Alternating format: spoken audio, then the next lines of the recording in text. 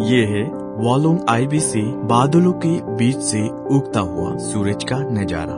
ऐसे ही अरुणाचल प्रदेश को the land of rising sun नहीं कहते।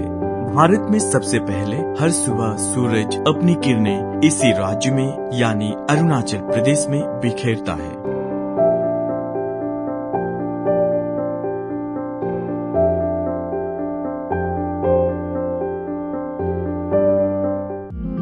पिछले ब्लॉग में मैंने आपको बताया कि कैसे हम तेजू, तोहंगम, लोहित व्यू पॉइंट, सलंगम, टिडिंग, खुपा, हायोलियांग, चुकुंती होते हुए देर शाम को वालोंग पहुँचे।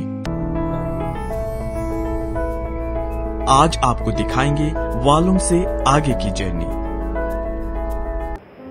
वालोंग आईबी में रात बिताने के बाद अगली सुबह मैं जल्दी उठ गया और टहलने को निकल गया। इधर उधर के नज़ारे को देखा जो बहुत ही सुंदर लग रहे थे। मुझे यहाँ से वालोंग का ALG यानी एडवांस्ड लैंडिंग ग्राउंड भी साफ साफ दिखाई दे रहा था।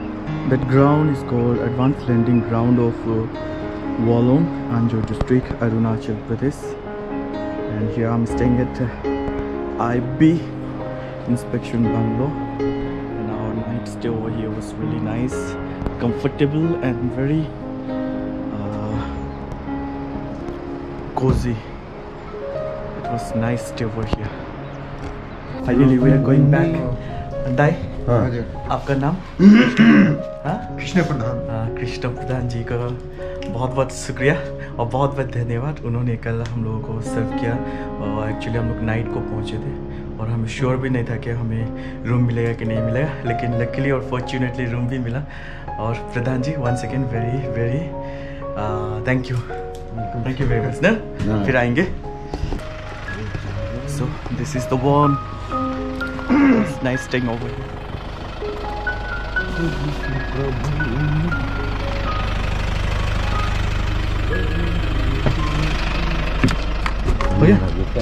ब्रेकफास्ट के बाद वालोंग आईबी से हम आगे के लिए निकल गए।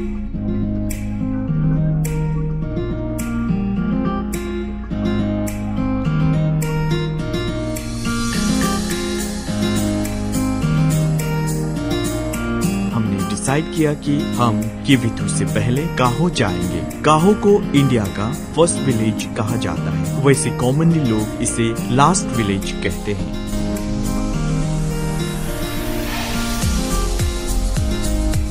जब हम वालोंग टाउन पहुंचे तो सारी दुकानें बंद थी। वालोंग की बात करें तो वालोंग टाउन लोहित नदी के किनारे बसा हुआ एक छोटा सा टाउन है।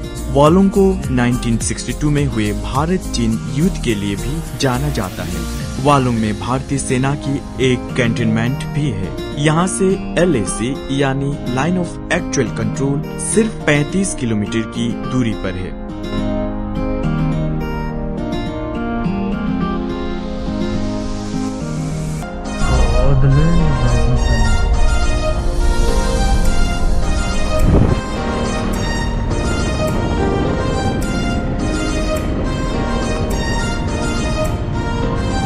यहाँ से हम आगे निकल गए। वालोंग टाउन से कुछ ही दूरी पर है वालोंग वॉर मेमोरियल। ये एकदम रास्ते के किनारे पर ही है।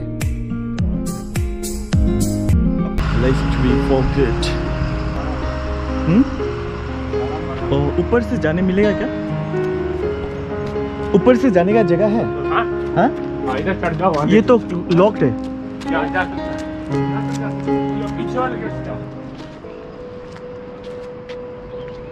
So, War Memorial of 1962 War here in Wolong, Anjo.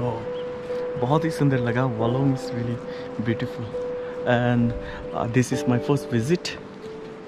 So let's see what's there to see. बहुत सुंदर लग रहा है। अब ये War Memorial देखते हैं कैसा होगा। Let's hope। उस साइड से तो लॉक था। I hope इधर से लॉक ना हो। There you can see advanced landing ground.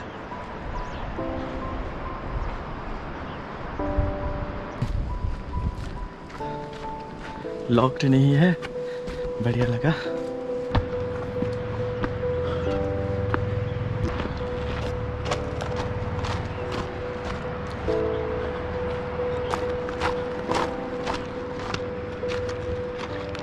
बलिदान परमो धर्म।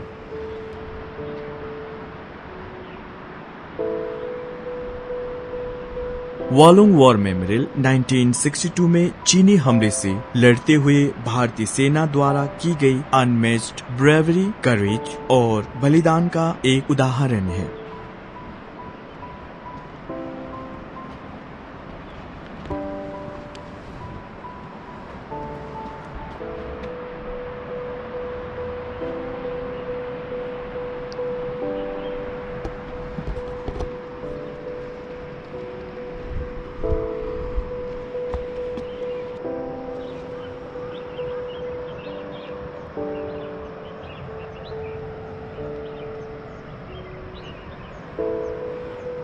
Well, this is my first visit to Wolong, and I'm really happy that I could make to visit Wolong.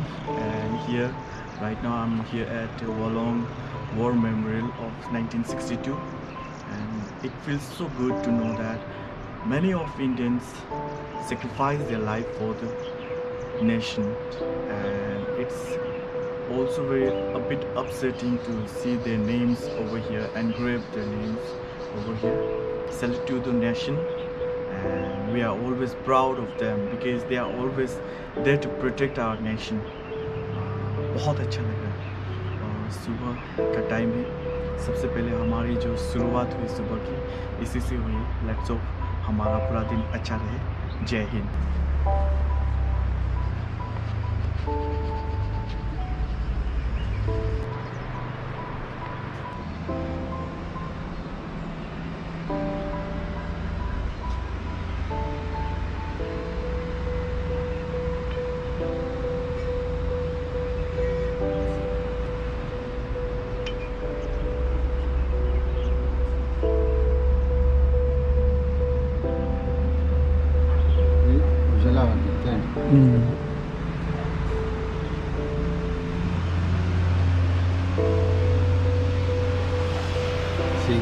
Singh Gurung Rana, Durga बहादुर राणा, सिंह थापा, गुरुंग तो भूल थापा। सच कहूं तो शहीद जवानों के बारे में जानने के बाद मैं थोड़ा सा उदास हुआ। देश की रक्षा के लिए उन्होंने अपनी जान की कुर्बानी दी। उनके बलिदान को हमारा सत सत नमन। अगर आप वालोंग आते हैं तो वालोंग वॉर मेमोरियल जाना न भूलें।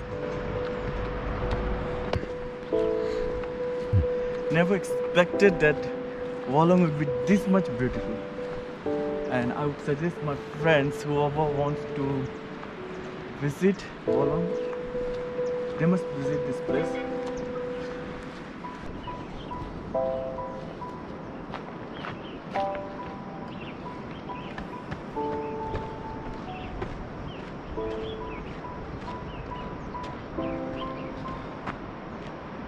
Lest we should not forget them, because each of them sacrificed their life for the nation, and I'm proud of them. I really feel good. I came to know about so many things and so many names who sacrificed their lives for the nation, who sacrificed their life protecting Indian land. So salute to the nation, and lest we forget, this is War Memorial.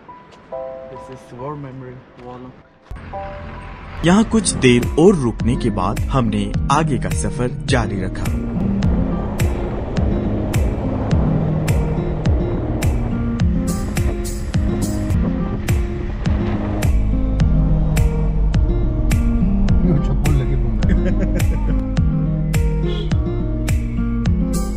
Walong war memorial से लगभग 7 kilometre की दूरी तय करने के बाद हमें ऐसा नजारा देखने को मिला जिसे देखकर हम मंत्रमुग्ध हो गए। इस जगह का नाम है नामती वैली। ये यही जगह है जहां पर भारतीय सेना ने 1962 वॉर में डटकर बहादुरी से चीनी आक्रमण का सामना किया था। गौर से देखेंगे तो इस वैली में अभी भी कई बंकर्स नजर आते हैं।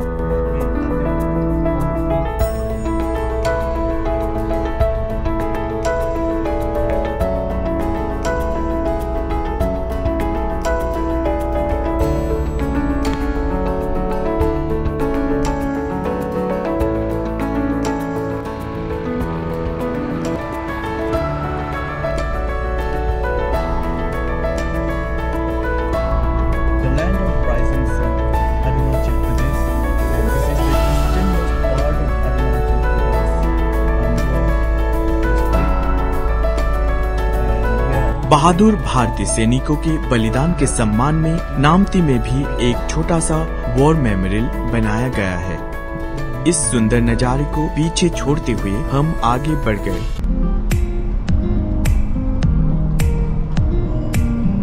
इतना सुंदर जगह में आदमी।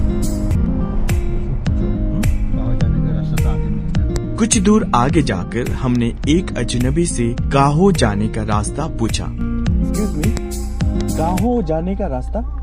काहो जाने का रास्ता आगे में है ना, आगे। और कितना दूर तक जाना पड़ेगा हमें? यहाँ से अभी तकरीबन 1.5 किलोमीटर। ओ जंक्शन, ओके। आफ्टर दैट इस साइड जो किविथु, we have to go right side. Right side. Okay sir. वहाँ से चाइना दिखता है? उस पर तो चाइना है, वो जो दिखाई देता है वो छोटा सा, हाँ वो छोटा वाला, वो आगे जो कुछ दिखाई दे रहा है।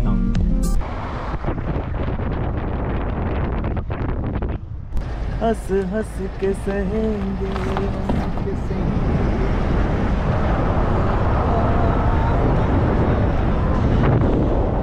सनम तेरी कसम। बात कर रहे हैं? हाँ तो मोबाइल में फोन कर रहा था। ये बस्ती कारोती। तो हाँ ये तो जगह है। ये शायद ये मिनी हाइडल होगा। मिनी हाइडल बोलते हैं।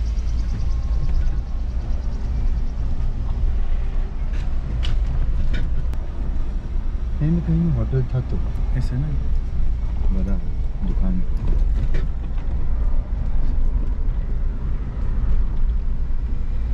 हाँ ये तो रुकना है क्या? क्या करेगा? क्या मिलेगा अभी? कितना टाइम? टाइम तो 7 नहीं मिलेगा शायद। हाँ? तो कुछ नहीं मिलेगा। तो छोड़िए, गाँव में वो कर लेते कुछ। चाय तो अभी पी के है ना।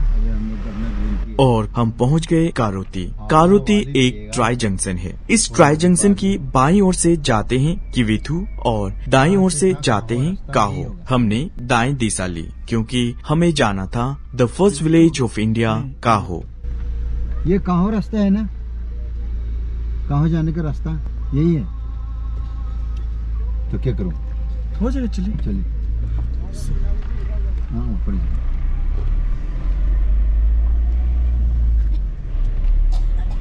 सो टर्न भी ले लिया हम लोगों ने काहो की और कारोती। ये तो ग्रेफ का है क्या सर ना? ग्रेफ है। मैंने यहाँ से सब ग्रेफ का ही रास्ता है। इसलिए वेल मेंटेन्ड है।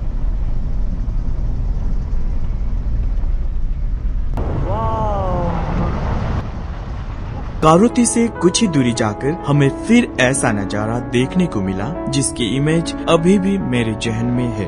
इस जगह का नाम तो मुझे नहीं पता, लेकिन इसकी सुंदरता अतुल्य और अद्भुत था।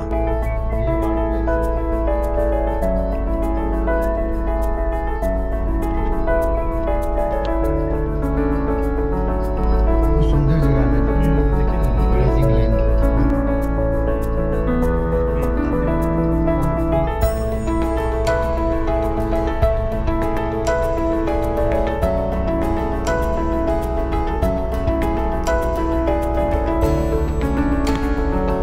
Now we reached to a place which was covered by beautiful pine trees and a bridge over the Lohit River to reach Kaho. काहो की जर्नी कंटिन्यू करने से पहले हमने यहाँ कुछ देर रुकने की सोची।